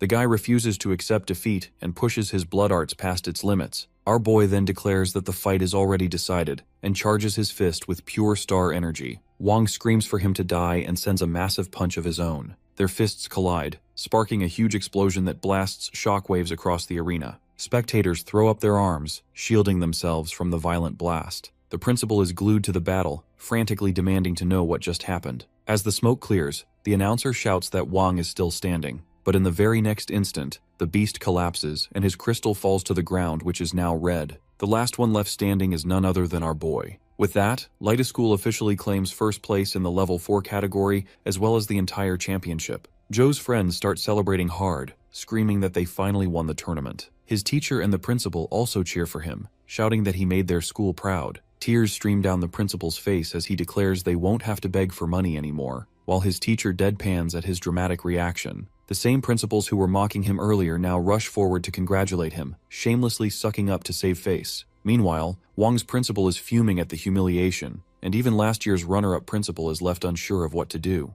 Much to Principal Lee's surprise, his supposed ally abandons him completely and bolts without looking back. Master Bai decides to take his leave as well, since the tournament has wrapped up, and the official thanks him sincerely for his efforts. On his way out, Bai's eyes suddenly narrow when he spots two unfamiliar figures watching from the side. He instantly wonders if they're here to scout Joe. An old man murmurs to the girl next to him that he never expected such a backwater school to produce such a monster. He asks if she can bring our hero into their guild. The girl, Lin, admits they were childhood friends, but now Joe doesn't even recognize her. Even so, she swears she'll use everything she has to recruit him. Back inside the arena, the winning team stands lined up proudly on stage. Cameras flash as the principal promotes Lyta School live, milking the victory. Our hero smiles for the photos while he thinks this feels harder than the actual fight. The next day, the principal pulls him aside and admits he owes him a massive favor for carrying the win. True to his word, he hands Joe the black crystal, which makes the demon super excited. Still, the principal warns him that major Oracle academies will come calling now, and reminds him not to forget where he came from. After their talk, our hero steps outside the office, only to immediately run into his friends. They greet him happily, with papers in their hands despite it being summer break. Shen throws an arm around him and explains that every top academy sent them admission letters early, and they've all been accepted. Our boy congratulates them one by one, but they insist the real credit belongs to him. Shen then gets serious, declaring boldly that together they'll become the greatest team in the future, which leaves our hero a little confused. Sue quickly explains that even though they'll attend different academies, they can still meet up and stick together. Joe just smirks, saying he's looking forward to it since he'd be bored out of his mind otherwise. As they walk, he adds that he'll definitely need their help when he has to train to become stronger. Suddenly, another figure steps out from the corner, catching them all off guard. The class rep looks straight at them with determination and asks if she can join the gang too, because she wants to grow stronger right alongside them. The class rep gets starry-eyed when she finally steps into the elite classroom. She thanks our hero for his help, but he brushes it off, saying it was the principal. Liu then also thanks the principal, who replies that he's happy to help. He adds that he plans to make these facilities available to everyone, with many more changes coming in the future. After winning the competition, the principal finally has the funds to do what he wants, all thanks to his students. He then praises everyone for their efforts, while the gang jokes that all these changes are happening right after they leave. Sue asks the class rep why she's training so hard, even though it's vacation time and there's no competition. She shares her backstory, admitting that she never thought she was any good, but she got fired up after seeing everyone work so hard. She continues that she wants to apply as a special cultural student, which still has a 1-month deadline, making the pink-haired girl cry. Sue then grabs the class rep's hand and promises to help in any way she can. Shen asks Joe what he plans to do and if he's decided on a school yet. He reveals that he hasn't received a letter yet, which catches everyone off guard since they all got theirs instantly from the 5 major academies. The principal clears his throat and calls out to our hero, saying he has something to tell him. He hands him a red envelope and explains that it arrived just recently. Shen sighs in relief, saying he knew there was no way our boy got duped. Joe reads the letter carefully and says out loud that it's from Dawn Academy. Everyone is shocked at the name, and the blonde yells out that it's the academy sitting on top of the chain. Our boy asks him to explain, so he goes into story mode. He explains that there are 5 major academies that serve as symbols of authority and strength. However, one stands above all, the Dawn Academy, which has the authority to poach any student they want. Joe then asks why there aren't 6 academies instead of 5. The principal replies that the true value of that academy can't be measured, and all of them were built to combat the rift. He gets serious as he says the information is strictly confidential, but agrees to tell them anyway. You see, the rift is another dimension filled with overpowered monsters. If they manage to escape into the real world, all hell will break loose. That's why envoys are sent in to eradicate those monsters whenever these portals appear. Although clearing a rift is extremely profitable, the risk is far too great. The man reveals that he was once part of a rift clearing squad. However, it only took the death of one key member to throw the entire team into chaos, and it was ultimately disbanded. Even though other academies also require students to clear rifts, Dawn is just built different, so he warns him to think carefully. The principal reassures Joe that other academies are still open for him to enter, and that he shouldn't risk his life. However, he has already made up his mind and says he'll join Dawn. The big man smiles like he already knew the answer and comments that he will definitely reach new heights. Shen throws his arm around him and says they will grow stronger together, so the rift will be a piece of cake for all of them. The blonde then notices that the deadline is only 10 days away, while normally it lasts about half a year, making our hero sweat. Our hero tells them that he has to prepare and can't train the class rep, but the gang reassures him that they'll manage. Returning to his apartment, he starts making a list of everything. Just then, the demon book appears and makes the crystal float in front of it. Extending an arm, it touches the crystal and absorbs something from it. The black crystal falls to the ground and shatters, making our hero nearly have a heart attack. Shu is heartbroken and whines that he wanted to exchange the crystal for money. Goldfinger tells him to let it go since it's useless now, and instead asks how the school visit went. He reveals that he got accepted into Dawn Academy, a perfect place to earn money and get stronger. The only problem is that he will have to raid rifts. The demon book tells him that rifts are nothing to fear since star energy originates from there. Our hero then changes the topic and asks if there's any reward since one of his wishes has already been fulfilled. Goldfinger gets a bit angry that he's being treated like a wishing well, but agrees to help out since the rifts are tied to his own wishes. He tells Joe to endure it and releases dark energy toward him. Our hero absorbs the dark aura, and the system informs him that he's unlocked the ability Divine Creation. The power reshapes his entire body as he bears through the pain and reaches level 6. Once the process completes, our boy asks what just happened. The system explains that he now has the power to create anything using his energy. Goldfinger reveals that the ability once belonged to his old friend, Sato, and that it can literally create anything. The rewards from before are nothing compared to this one. He wonders if this is just some fancy way of leveling up, but Goldfinger scolds him, saying levels aren't everything. The demon explains that levels only affect one's basic physique. The first awakening at D rank truly determines a person's future, which is why he gave Joe this skill to avoid awakening something completely useless. Just then, it hits him that Chin had an ability type awakening too, and that normal combat skills pale in comparison to it. He then fully realizes that entering a rift takes more than brute strength. Goldfinger tells him the skill's power depends entirely on the user's mindset and urges him to test it out already. Chu notes that after the remodeling, he can no longer feel star energy being absorbed. Even the system panel now looks like a video game interface. Looking at his stats, he wonders if there's a shop feature, but to his disappointment,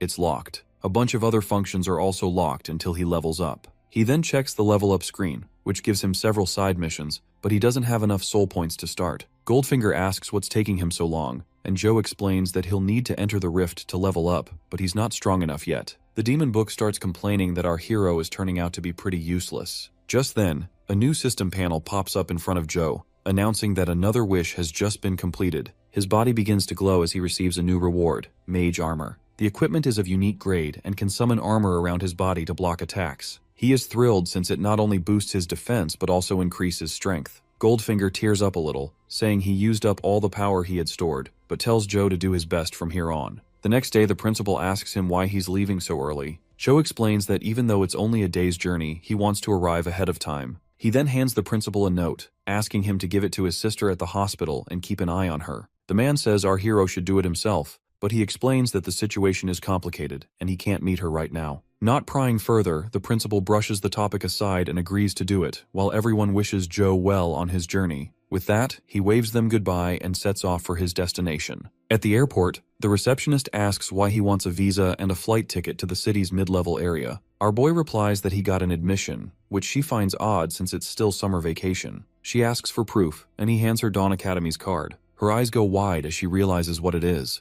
thinking that she has never seen one in her entire career. She then stares at him in disbelief while he just looks confused. He asks if she also needs the admission letter, but she quickly apologizes and says the card is more than enough. He's surprised that he doesn't even need a ticket, and she explains that someone of his status only needs one for the return flight. Sometime later, Joe is lounging in his first-class seat, wondering if this is also one of Dawn's privileges. Looking out the window, he hopes that Dawn Academy lives up to his expectations and enjoys the rest of the flight. Joe stands in front of the building and thinks it doesn't look like a school at all. He walks in and asks the clerk if this is the reception. The clerk then asks for his card. He checks his details and happily shouts that he was waiting for him, which leaves our hero confused. The guy explains that someone was looking for him. The clerk then takes him to an ancient stone pillar and tells him to tap the pillar with his black card. Joe states in disbelief that he didn't expect the school to have a shady hidden entrance, but the clerk tells him to hurry up. His eyes widen in surprise as he makes contact and his body starts to glow. They are immediately transported to another place that looks straight out of a fairy tale. Our boy is more shocked than ever, but the guide just laughs and says that the campus is actually linked with teleportation stones. Bro then takes him to a separate purple building, announcing their arrival. 3 students are gathered there, as if posing for a typical student council cover photo. Lin greets him cheerfully and asks if he remembers her. Ju replies that he actually wanted to repay her for all her help and never expected her to be his senior. The purple-haired girl then thanks the guide, who takes his leave with his payment. As our boy steps forward, the tall male student suddenly starts barking at him to stop. The green-haired student mocks him for daring to breathe in Lin's air, but she shoots him down, telling him to mind his manners. She then offers Joe a chair, but he just tells her to get it over with right now. The Snow Queen then briefly summarizes that her guild is short on members and she wants to recruit him. She offers him a 30 million joining fee, which makes his eyes pop out since he knows even the top brass only go for $1 million at most. The green-haired student instantly loses his cool, wondering why she's paying so much for trash. Lin gives him a nasty death stare that makes his brain short-circuit on the spot. Lin tells Joe that she knows he hasn't joined a guild yet, but this is the highest offer she can give right now. Hearing that, Joe thinks hard about it but hesitates to give a proper answer. Just then, the speaker starts ranting that all new students should report to the hall. She reassures him that she knows this is sudden, but wants him to think it over during the orientation. She lays it on thick, saying she really wants to be his mentor, and that he can think of it as repayment for her help. He agrees to think about it. The scene then shifts to the hall, where a blonde trash bag is already flexing his non-existent charm like he's the main character. He gets a devious idea to charm Lin to his side to boost his family business. The blonde trash bag then looks at our boy, as if he is the one who looks like garbage, and decides to sit next to him to make himself look good. The teacher takes the stage and announces to everyone that he has a very busy schedule, so they shouldn't expect him to teach much. He explains that he's mainly there to assess them, and a few other activities. Teacher Zhang then tells them that they are all beginner noobs here who shouldn't get too full of themselves and will be facing entirely new challenges at Dawnbreaker. He explains that fissures are special zones where they can hunt monsters. However, only powerful oracles and fissure materials can actually damage the monsters. Dawnbreaker acts as the first line of defense against these creatures, which is why the students are trained to be warriors. He then explains that the students have full access to the library and the special simulations in the training hall. Every week, teachers will be assigned from different fields to give lectures, and everyone can choose their own schedules. The basic goal is for them to have a deeper understanding of the fissures so they can survive. Otherwise, they are free to leave. He then praises the students for not showing any signs of fear and tells them that they have passed the first assessment. Extending his hand, he gives each student a crystal as a reward. This shocks the students, since these skill stones are expensive. Chu immediately crushes his, and the teacher explains that this will allow them to read the scriptures in the fissures. He then destroys the happy mood by saying that there are 2 more tests for the students to pass. One is an entrance exam, during which they will clear a low-rank fissure. The second test is to awaken their D-rank potential within 6 months and earn 100 academic points in 12 months. The students get tense since it's a very hard task, but the trash bag smirks since he's on level E5 and thinks he's above the class. However, the blonde doesn't even know that our boy is actually ranked E6. Zhang reassures them that although the test is hard, they will be provided with resources by the school at cheap prices, and mentors will be arranged to help them. The seniors then walk in, and the white beauty blows the students away with her looks. The teacher explains that their seniors will help with their assignments. He then asks the students to pick a mentor who will then arrange their entrance exam. However, the male students are too busy thirsting over Lin. Our hero overhears that Lin is actually the heir to the powerful Shenhua Guild, and everyone wants to suck up to her, leaving him surprised. Just then, a bodybuilder student stands up and announces that he practically joined this academy for his idol Lin. She tells him that, unlike his strength build, she's a magic type and turns him down flat. The guy desperately shouts that he has decided to take on magic integration, but she rejects him again. The same sad cycle continues with a bunch of other thirsty simps, until the rest of the class loses the courage to approach her. Teacher Zhang facepalms hard and warns her that she's supposed to take at least 1 student, or she'll be assigned a random pick. Lin then stares intently at our boy, who awkwardly looks back. The blonde trash bag gets way over his head, thinking he actually has a shot with his non-existent charm. Just then, Joe stands up and declares that he wants to stand by Lin's side and asks her to be his mentor. The sudden statement makes the girl blush while the rest of the class bursts into laughter and mocks him for even trying. But to everyone's jaw-dropping shock, she accepts his request with a bright smile on her face. The blonde trash bag is left frozen in disbelief, wondering what kind of selection criteria she even has. Later, in the mission hall, our hero asks Lin why she would want a newbie like him despite belonging to such a high-level guild. She answers that she has her own reasons but will only tell him once he passes the test. The Snow Queen then introduces him to his teammates for the exam, who immediately start sizing him up. The blue-haired bombshell introduces herself as Sue, the supervisor for the test. She explains that if she has to step in, the test is automatically over. The short girl introduces herself as Liu, a healer with support abilities. The long-haired one introduces herself as Xiaolin, an expert in long-range attacks. Finally, the purple-haired guy steps forward, introducing himself as Rui, and warns Joe that if he wants to pass, he'd better listen to his commands. The tank comments on his lack of equipment, but our hero explains that he's just a newbie and hasn't awakened his potential yet. This sets Rui off, and he starts complaining that a freshman will only drag them down. Xiaolin tells him that forming a new group will take too long, and Rui reluctantly agrees to keep him. Liu advises Joe to stay close to her once they enter, but he reassures her that he's not new to battle. She sighs and reminds him that without fissure materials or awakened potential, he can't even scratch the monsters inside there. Rui then finalizes the details, and the receptionist tells them to head to room 1. Using a world tree fragment, Rui opens a portal to the fissure and orders his team to move out. Zhu senses the dense fluctuation of star energy and hopes he can find the key to leveling up inside. The portal transports them to a gloomy cave section, and almost immediately they sense monsters approaching fast. Like a well-oiled machine, the squad instantly takes a formation while our hero quietly aura farms in the background. He was pleasantly surprised by their reaction speed. Meanwhile, Sue wishes him good luck and vanishes from sight as she activates her stealth skill. Rui shouts at his team to brace themselves as shadow demon wolves charge toward them. He blocks the first attack with his shield and shouts that the monster's sense of smell must be razor sharp to have found them so fast. Xiaolin activates her wind arrow skill, picking off the wolves one by one. Rui also gets pumped up and activates his berserk skill and starts slashing through enemies like a madman. Getting too worked up, he charges ahead recklessly, leaving the rest completely exposed as more wolves rush at them. Xiaolin takes a hard hit to her arm, and Liu immediately calls out to her that she'll heal her. Suddenly, the healer's eyes widen as she realizes that one of the wolves has managed to sneak up right behind her. She curses her luck as she turns around, expecting the worst, but our hero smacks the beast away like a fly. He asks the healer if she's okay, and she barely manages to reply, still stunned by what just happened. A notification pops up that he's gained 10 souls, making him realize he'll have to fight hard for every point. A smile creeps across his face as he thinks that stronger monsters must drop even more souls. He decides he'll be paying them a visit soon enough. Ahead of him, Xiaolin drives an arrow straight through a wolf's snout and yells for the medic. Liu rushes over and quickly activates her ability, still wondering how the supposed newbie is this strong. Meanwhile, Sue watches the entire fight from above, quietly assessing the squad. She admits they're strong, but notes their teamwork is all over the place, especially their hot-headed captain. His high-level gear covers for his recklessness,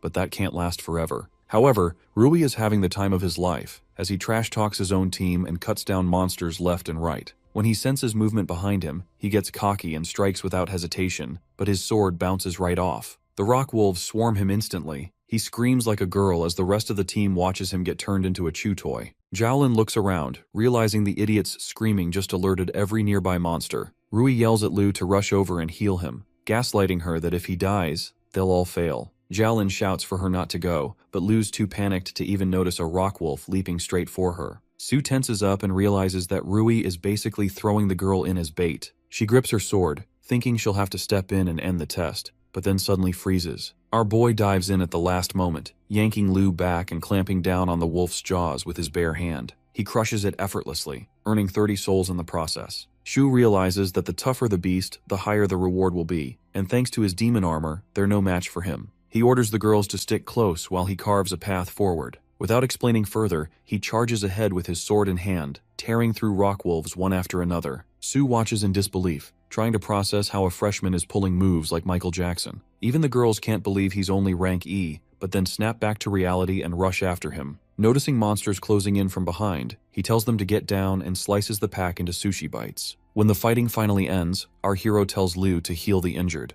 The girls are still reeling from his strength, but Liu quickly activates her ability. Rui whines like a baby as she patches him up. Jowlin offers to stand guard with Joe since she feels she barely did anything during the fight. Joe glances at his screen, noticing the last wave earned him far more souls than expected. Just then, Rui starts throwing a tantrum, declaring he's done with the team. He rants that he was the one on the front lines doing all the work and starts trash-talking everyone else. Jowlin's temper flares, and she marches forward to shut him up, but Liu steps in, calming her down before things get ugly. The purple-haired tank keeps running his mouth, claiming he got hurt because the others were useless and that they'll never clear the fissure without him. He smirks, thinking they'll soon beg him to come back and realize the importance of a tank. But to his surprise, our boy just shrugs and says he'll take over the job himself with the rest of the team while he complains like a brat. Rui can't believe what he's hearing while Joe calmly repeats that he can handle the job himself and rack up more souls doing it. The purple-haired brat puffs up, taunting that he only got lucky last time and there's no way he'd last against the final boss. But both girls immediately side with the newbie, saying they trust him more than the loudmouth tank. They stay firm, insisting Joe's got real skill and that quitting now isn't an option they can afford. Jowlin rolls her eyes and rants that Joe is way more dependable than a crybaby whining about a few scratches. She takes the lead, telling the freshmen to follow while the purple-haired tank shakes with anger like a washing machine. Moments later, rock wolves charge from the tunnels, but Jowlin draws her bow and rains arrows into the crowd. Our hero rushes in after, cutting down anything still moving and sends them all straight to the afterlife. Meanwhile, Liu takes a scout's role and calls out monster positions from the back, keeping them coordinated. None of them notices a shadow wolf creeping close until Joe grabs a dead rock wolf and hurls it like a cannonball, blasting the creeping beast away. He looks at the girls and asks if they're okay. Liu reassures him that everything is fine and that the monster was the last of them for now. They talk about having unalived roughly 50 monsters so far, which the girls find pretty unbelievable. Liu praises the junior for carrying them, but he smirks and plays it off that it was teamwork. The archer points out that the boss room must be up ahead. As they walk, she asks about the glowing areas on Joe's body when he fought, which the healer was also curious about.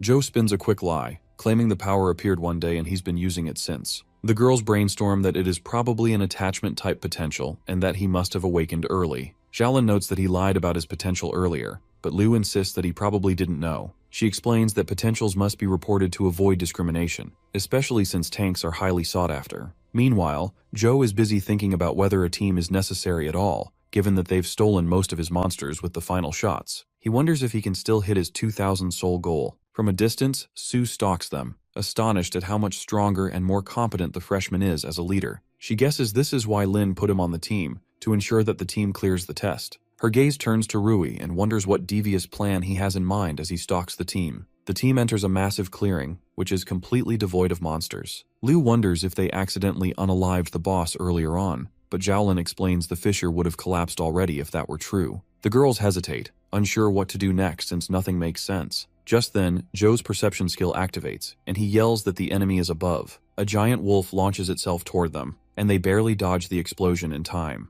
The archer realizes and calls out that it's an ambush. As the smoke clears, the girls pale in shock. 3 giant shadow wolves stand before them, led by an even bigger rock wolf king. Suddenly, Sue appears and announces that the test is cancelled and they need to run away. She explains that these high-level monsters are beyond their capabilities, and that the abnormal mana fluctuations are far stronger than what she initially assessed. There's no way they can handle such opponents, so she offers them a chance to escape. Joe studies the monsters like candy, wondering how many souls he'd earn if he defeated them, though he notes the risk is extreme. A notification pops up telling him that he has a new mission to defeat the rock wolf. The condition is clear that the mission cannot be abandoned, which means he has no choice but to fight them. A wild grin spreads across his face. He then turns to Sue and announces he'll handle the monsters. Summoning his demon armor glove, he declares that the monsters are his and starts aura farming as he closes the distance between them. Sue calls him out that he won't survive, but Jowlin steps in and convinces her that the newbie has proven himself so far. Sue eventually gives in and agrees to their demands, but warns that she can't save them anymore and wishes them luck.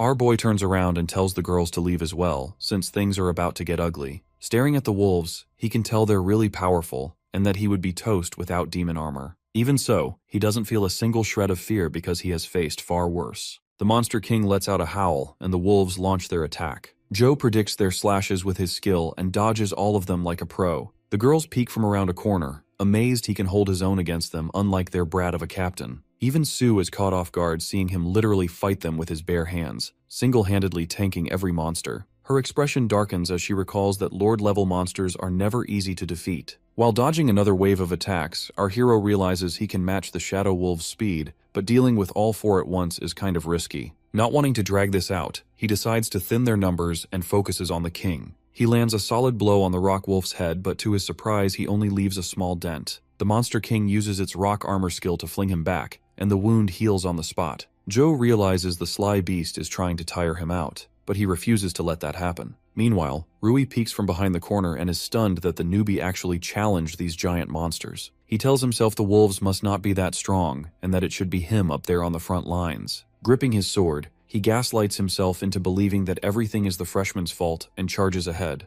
The tank convinces himself that if he takes out the newbie and defeats the monster, then all the glory goes straight to him. But to his absolute shock, our boy slaps his sword away without even looking at him. Joe smirks and says Rui came at the perfect time. He jumps aside right as a Shadow Wolf swipes, leaving Rui exactly in its path. The purple hairbrat activates his defense skill instantly, but the monster's attack shatters his shield and sends him crashing into a wall. Like an absolute pro, our boy jumps high as he snatches the falling sword mid-air and reaches the roof of the cave in one smooth motion. He commands the system to dump all his points into agility and launches off the rock at blinding speed. He instantly ends the first monster with a single slash, earning more than 700 souls. The system even rewards him with an overpowered skill that boosts his agility and strength even further. With this ability, he knows he can take care of the other monsters without a single problem. He takes down another Shadow Wolf with a surprise sword strike straight to its throat. Sue is in complete shock, seeing how much faster he has become in just a small moment. The last Shadow Wolf begins sweating bullets but then notices the girls dragging Rui away. It charges at them immediately, but Jalin shouts at it not to underestimate them and launches a windstorm attack. Joe slides in from behind and turns the monster into mincemeat like he personally trained Gordon Ramsay. With that final Shadow Wolf, he hits his target and decides to level up.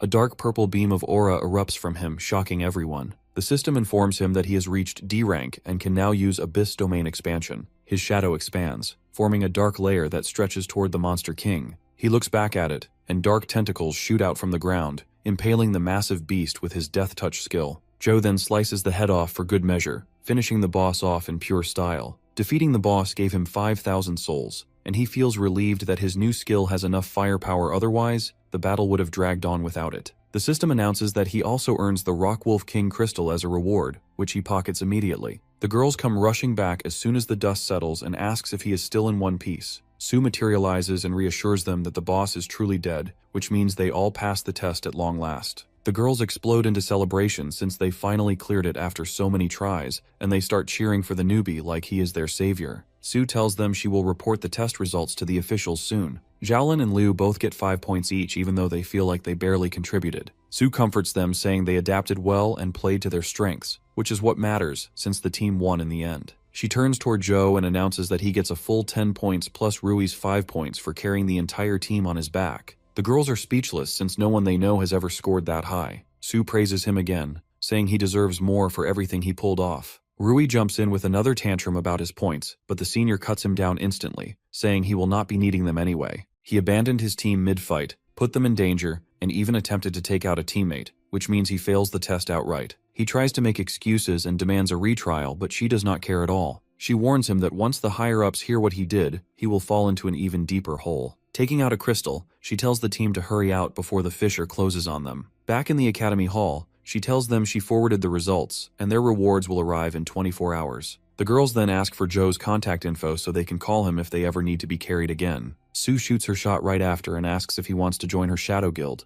offering him a 3 million joining fee. The amount is impressive, yet he still declines since he has something else in mind. She scratches her head and tells him he is welcome any time if he changes his decision. Just then, Lynn walks in like she owns the place and comments that the test must have gone smoothly. She presses with jealous girlfriend energy, asking what everyone is chatting so happily about. Sue quickly puts on an excuse, saying she was only congratulating him for passing, and the girls wave him goodbye before heading out. Lynn then tells him she did not expect him to finish so early and already sent his luggage to his dorm. She then shows him to his new room and says he can earn something even better if he stacks more credit, even though the room already looks rich as hell. He shifts to a serious mood and asks why she really wants him on her team. The purple hair girl hesitates, but Lynn reassures her that she fully trusts him. She explains that she may be the guild heir after her father retires, but the guild is already split into 3 factions. This is why she needs a dependable and loyal team to support her if she wants to take control. Zhu now understands why she cannot trust her own guild members, so he asks why she chose him of all people. The Snow Queen explains that she saw how he fights and how much he values power, but she also has another reason. She calls him out, saying she knows about his loans, which shocks him. She lets him know that even though a small agency holds his debt, it is linked to a major corporation that loves exploiting clients. The owner of that corporation is her rival, so she wants his help taking them down while protecting his data at the same time. Joe weighs her offer and realizes that having a guild backing him could come in handy. He agrees to join,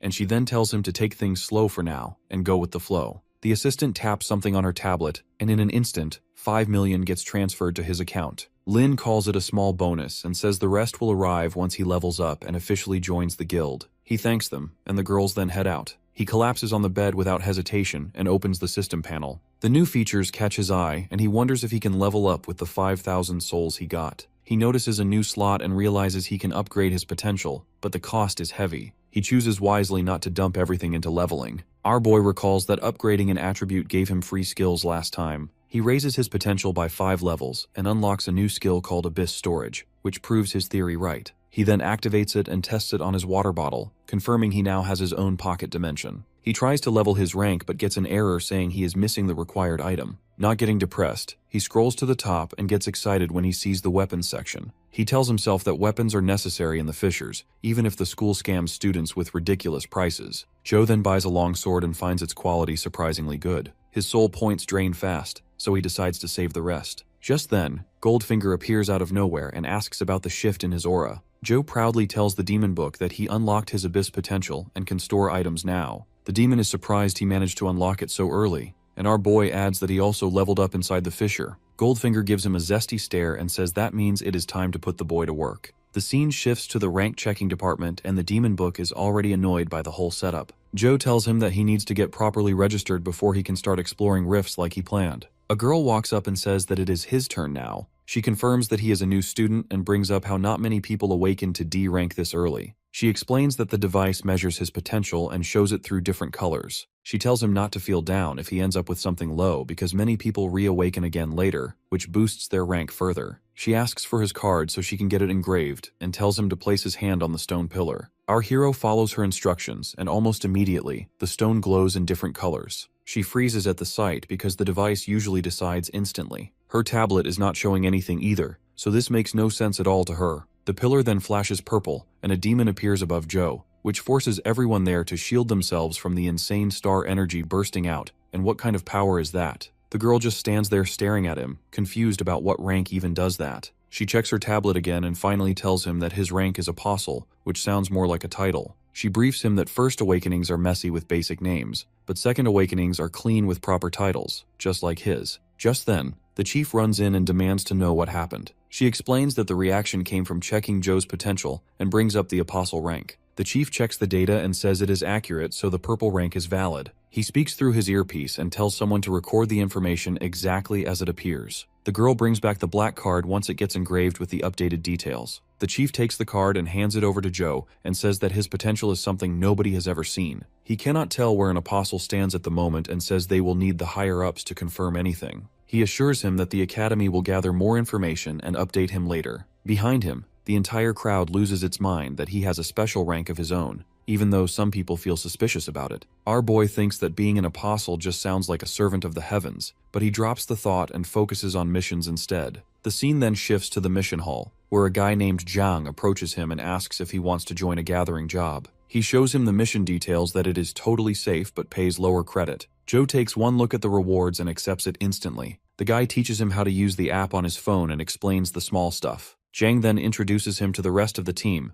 but Joe seems more concerned that there is no supervisor. The guy tells him that they would have to pay for one, but they do not need any since this mission is easy. Fast forward to the cave, the team admires the crystals covering the place. Goldfinger appears and says he senses something. A mission notification pops up telling Joe to gather 150 crystals in 60 minutes. The demon book tells him to stop wasting time and start mining because absorbing the star energy inside the crystals will make his recovery faster. Zhang comes over and hands him a spare pickaxe, and then everyone begins working. The guy watches him swing and asks if he has a strength type potential since he looks too strong. He then starts rambling that his own potential is vision type, so he can only do gathering missions. Goldfinger suddenly appears again and tells him that he cannot absorb these crystals. Joe checks his inventory, and it does not work for him either, and the system then shows that the crystals do not belong to him. Jang notices him staring and explains that the crystals belong to the school, and anyone who steals them gets a hard spanking. Realization hits Joe that he cannot store any of them, and he starts wondering how he is supposed to collect that many in only 60 minutes,